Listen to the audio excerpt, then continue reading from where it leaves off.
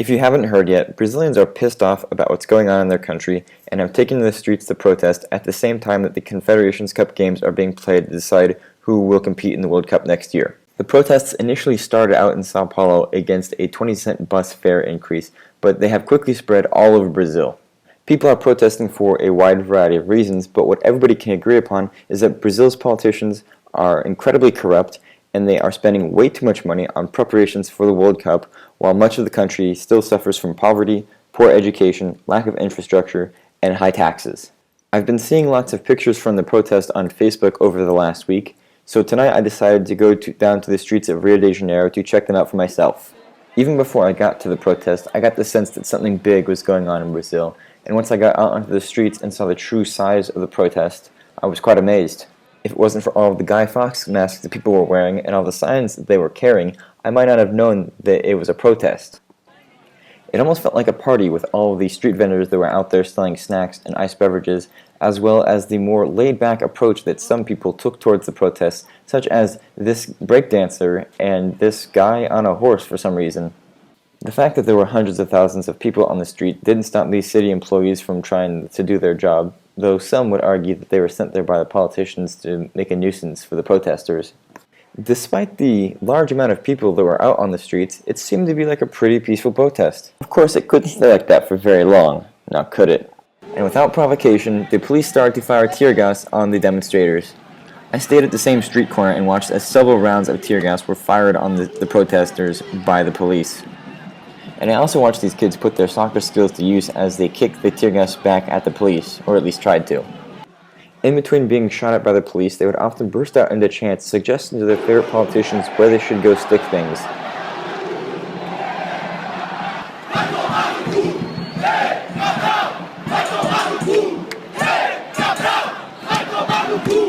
But with so many people out there, I guess it was only inevitable before some bad apples came along and took advantage of the situation to cause property damage and try and steal things from stores.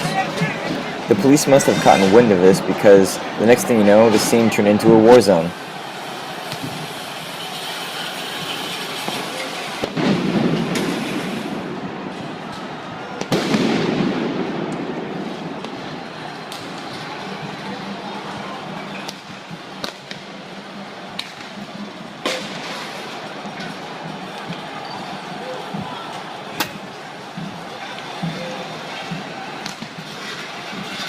With the help of their shock grenades and their tear gas, it didn't take long for the police to clear the block of protesters, who left behind smoldering presents for the police.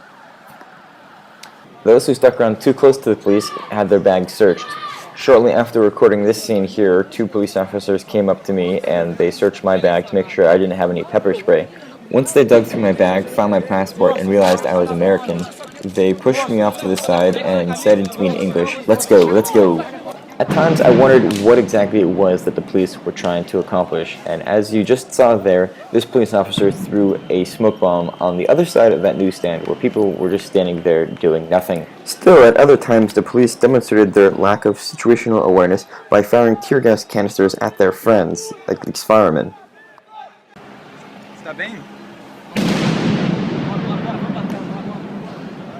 I didn't get very good footage of it, but a tear gas canister blew up right in front of the fire truck, causing extreme irritation to at least one of the firemen in this footage here. The same scene kept repeating itself over and over again, where the police would fire shock grenades and tear gas canisters onto the crowds, until eventually everybody just went home. A few minutes later, police took control of the square, and traffic started to resume down streets that had been previously occupied for the last few hours.